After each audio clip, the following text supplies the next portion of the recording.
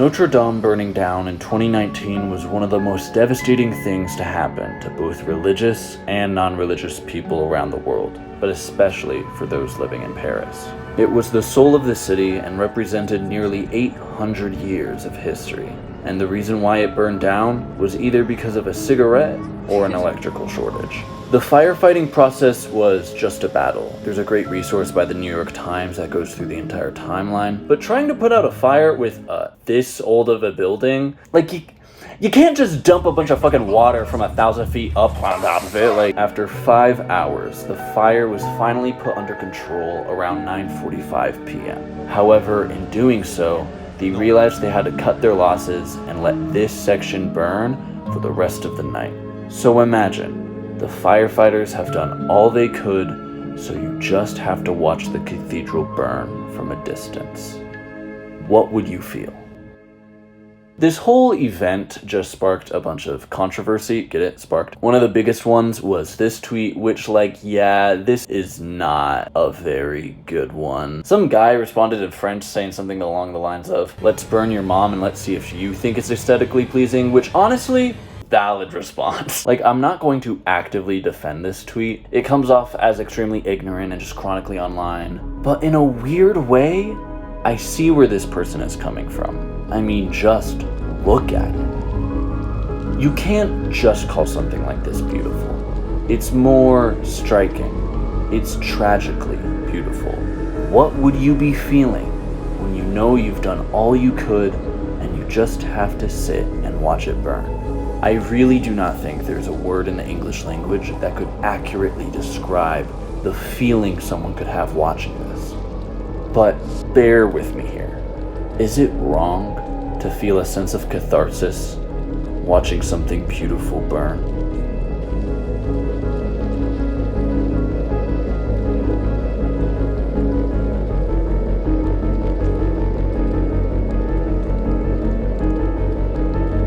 No.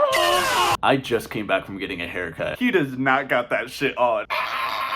Okay, for context, I filmed this video all the way in January and that shit was just not working. So I thought I should just sit down and say what I want to say. This is just to feel some sense of accomplishment. Because I do think it's mildly interesting and I just want to say shit. And also just don't make any comments about the music choice. Especially near the end. Oh, you heard that song?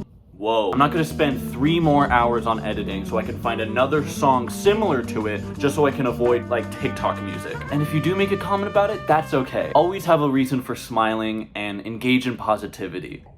I fucked your bitch last night. John Martin. You have definitely seen at least one John Martin in your life. You just didn't realize it was his. He made this, he made this, he made this, he made this. And even if you haven't seen any of those, you have to acknowledge how much he has influenced art and architecture and cinema. This is a quote from literally Ray Harryhausen. I don't really care to explain who exactly that is. I always say he's one of the first art directors of motion pictures. So many of the early art directors would use his compositions. Gustave Doré came after John Martin.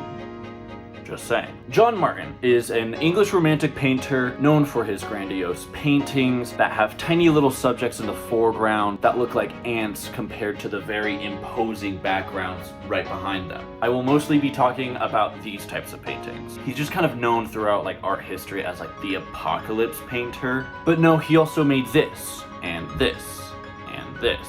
So although his style remains kind of the same, he covered lots of themes. Okay, let's talk about the early life of John Martin and the history.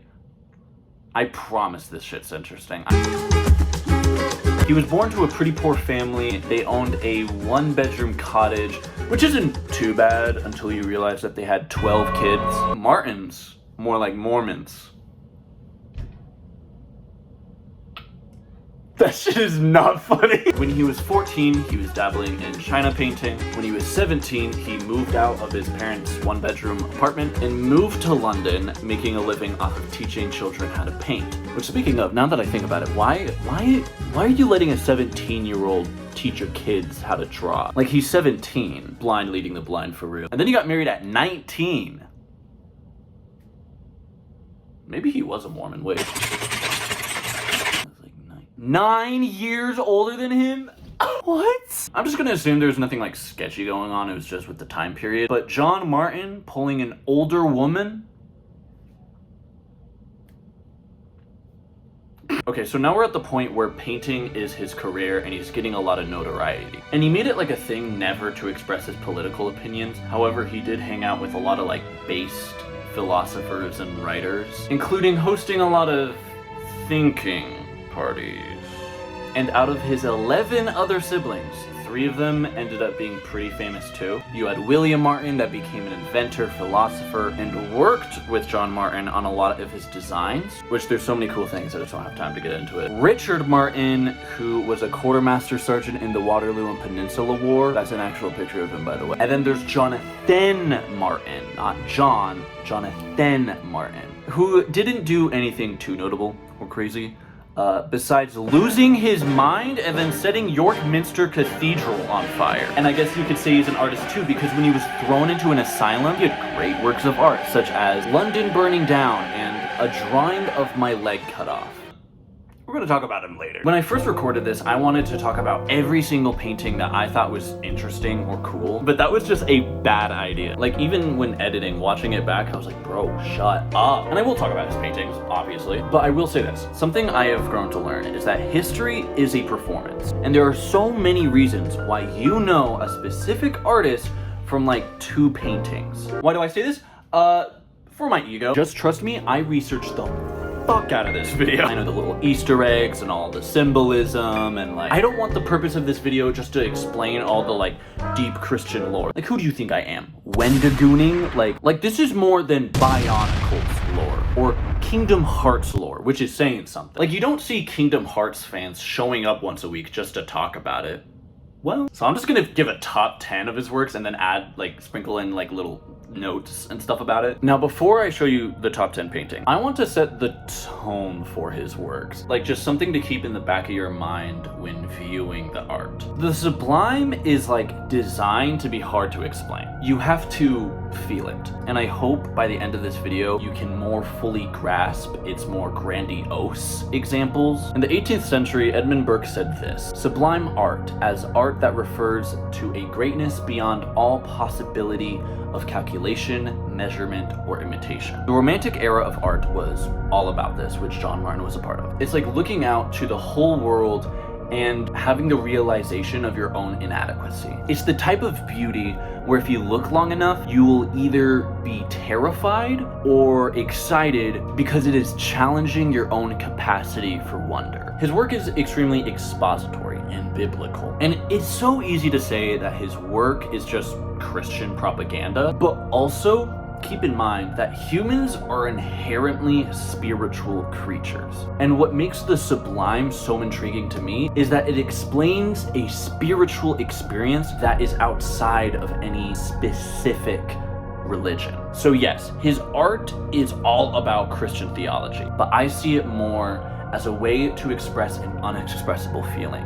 Kind of like what religion was designed to do in the first place. Okay, so here's the top 10. Static in the Waters of Oblivion was his very first painting to ever be like framed. And I think it's a very poetic first painting because although it looks like he's slipping off of the cliff, he's actually climbing up it. Belshazzar's Feast was John Martin's personal favorite. It is 8 feet by 5 feet, and I just want to take a quick second to appreciate the architecture of John Martin. He paid so much attention to the structural integrity of these fictional buildings that it is said that railway stations and bridges have been inspired directly from his works. It's just a miracle that we're even able to see this masterpiece, because when it was being transported by carriage, it got hit by a fucking train. The Great Day of His Wrath is just metal as fuck. I vividly remember when I first saw this painting, I was looking at a low resolution picture. I was like, oh wow, look at those big clouds. But then when you look closer, you're like, oh shit, that's a city.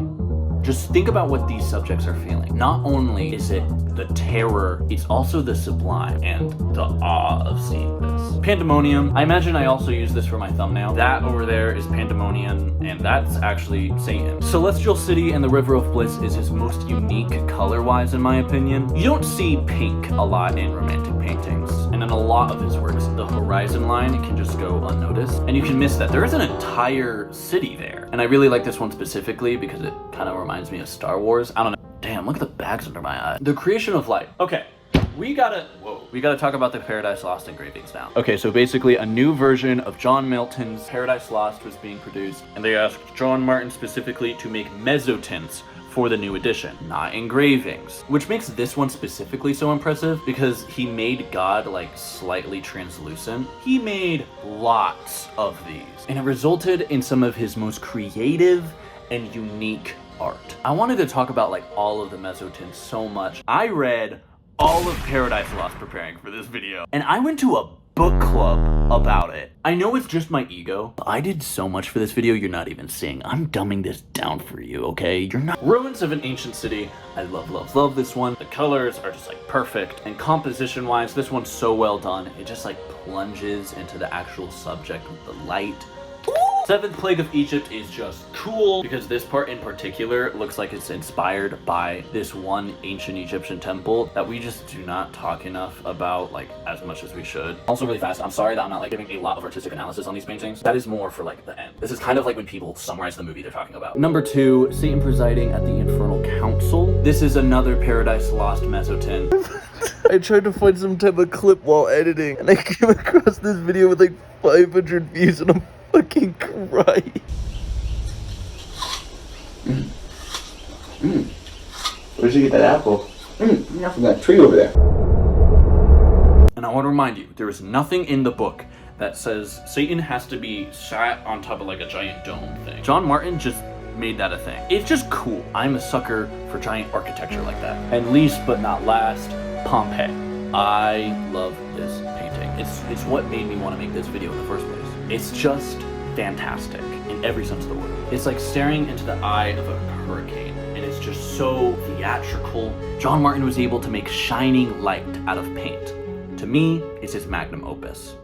Okay, now more history. Yay, we're all excited, yay! I'm gonna talk about his brother, Jonathan Martin, the arsonist. This might seem like a little left field just talking about it, but there's 2 reasons. Why? Because the story is really interesting. And 2, I think it also adds to the ideas I'm trying to share in this video. Okay, just remember, Jonathan Martin is the arsonist. John Martin is the painting. Jonathan was born with a speech impediment and was sent away from his family after he had witnessed his sister being murdered in broad daylight by the neighbors. When he grew older, he also served in the Navy. There's a lot to say about what he saw in his time in war and how it started to create his own beliefs of hell. Jonathan Martin said that he had visions of hell. He became a proselyte and was preaching on the streets, like basically creating his own theology. Like that was just kind of like his thing. He was a very loud Christian guy and also just hated the Catholic Church. And then 2 years before the actual fire,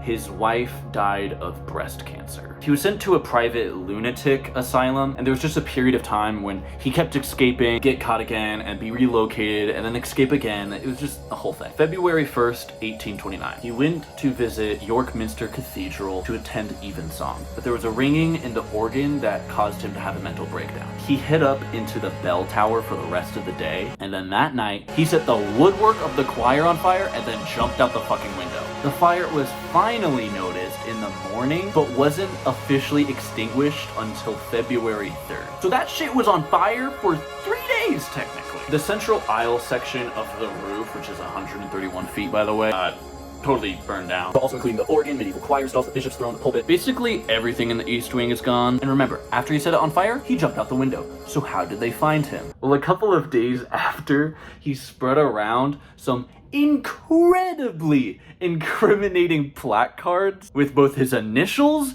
and his address. Bro, what are you doing? He was finally ruled criminally insane and was put into an asylum. And John Martin, the painter, is very close to his brother Jonathan. I believe he was even his lawyer and helped him out financially during the whole process. Jonathan actually had a son, and John Martin took in his son when his brother was institutionalized. It was in that asylum where he made those works of art like My Leg Cut Off and London Burning Down, which now that I Doesn't that kind of look like... Yeah, it's actually not as cool as it is in face value. Jonathan probably just got a hold of an engraving of the fall of Nineveh. In fact, on the back of the recreation by Jonathan, it says this: "If I had sought the whole creation round a better subject than my brother's downfall of Nineveh, I could not have found, to help me to paint sad London's overthrow." After everything Jonathan Martin went through, being a child and watching his sister being murdered, witnessing the horrors of war, his wife dying of cancer, seeing visions of hell, he said himself he could not have found a better depiction of Armageddon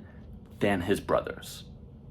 You can make an argument, and I mean this in the most depressing way possible, John Martin's brother was his biggest fan.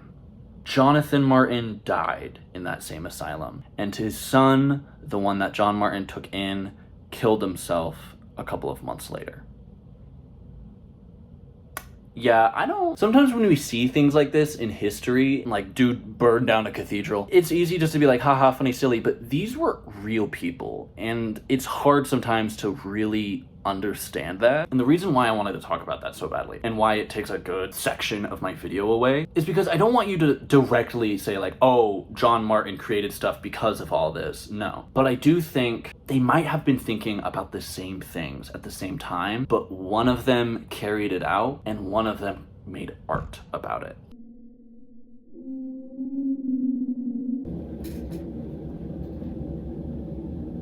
I got a new apartment. I know. Clearly the passage of time has occurred. No! I know how it looks, but I was not high while I was recording this, I swear. The lighting is just really bad, right? Yeah, lighting in this is not very good. At the beginning of this video, I put this quote: "The earth is littered with the ruins of empires that believed they were eternal." This quote has been stuck in my mind for like the past 3 years now, reinventing the context that I put myself in. I think what makes this quote so great is that not only does it reveal a sort of inevitability of things not lasting forever, but saying specifically empires that believed they were eternal, and that they could make their power last even longer by making more and more people subject to it. And it's happened over and over again, because every country is God's country. And I think that's something we see in John Martin paintings. We are watching an indestructible empire be destroyed. When they burned the Library of Alexandria, the crowd cheered in horrible joy. They understood that there was something older than wisdom, and it was fire. Something truer than words, and it was ashes. Yeah, that's a quote from a tweet someone made responding to Guitar Center changing their logo.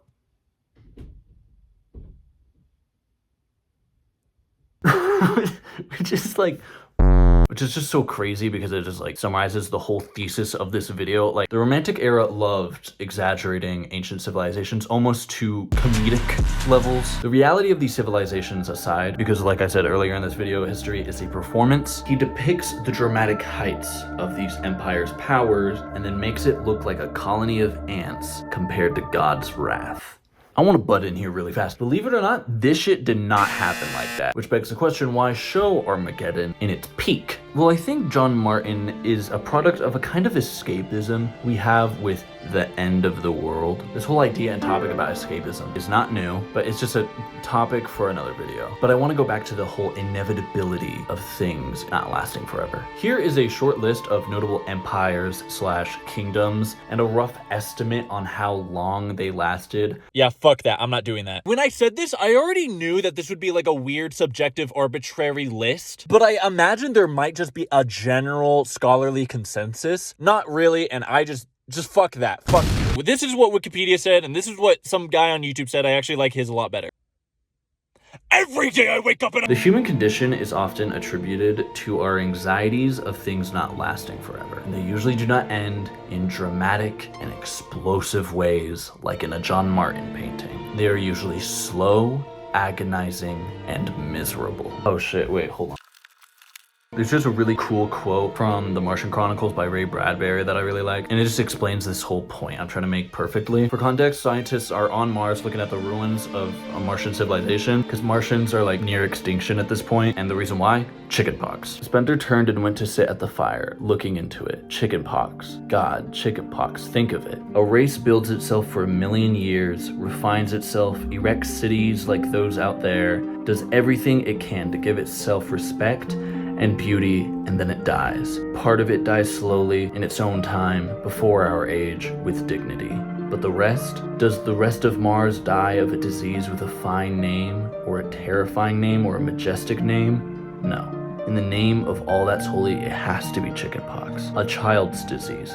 A disease that doesn't even kill children on Earth. It's not right and it's not fair. It's like saying the Greeks died of mumps, or the proud Romans died on their beautiful hills of Athlete's Foot. If only we'd given the Martians time to arrange their death robes, lie down, look fit, and think up some other excuse for dying. It can't be a dirty, silly thing like chickenpox. It doesn't fit the architecture. It doesn't fit this entire world. I say this all to let you know that I am not an accelerationist. Also, shout out to Electra for this little bit. I just had a lot of thoughts and it's just a clusterfuck, but they kind of just like helped me organize and like, you know, whatever. You get. Come on, guys. Say thank you. Everyone say thanks, Electra. Yeah.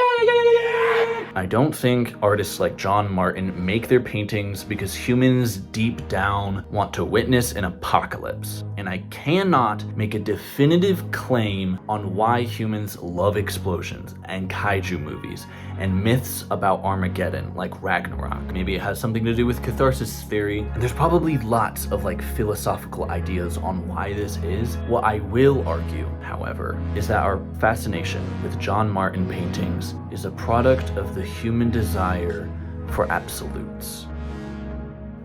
Like to watch something beautiful burn. Viewing a John Martin painting captures a unique moment in the human experience, where you watch hell unfold before your eyes. And you hate to admit, but it's kind of beautiful. Because you found it. Absolute destruction. Because at what point in a free fall does one accept the ground hurtling towards them, and it feels like flying? No more caring about these instincts to progress human society. Your wealth, your status, none of it matters now. True clarity comes from realizing you have never owned anything.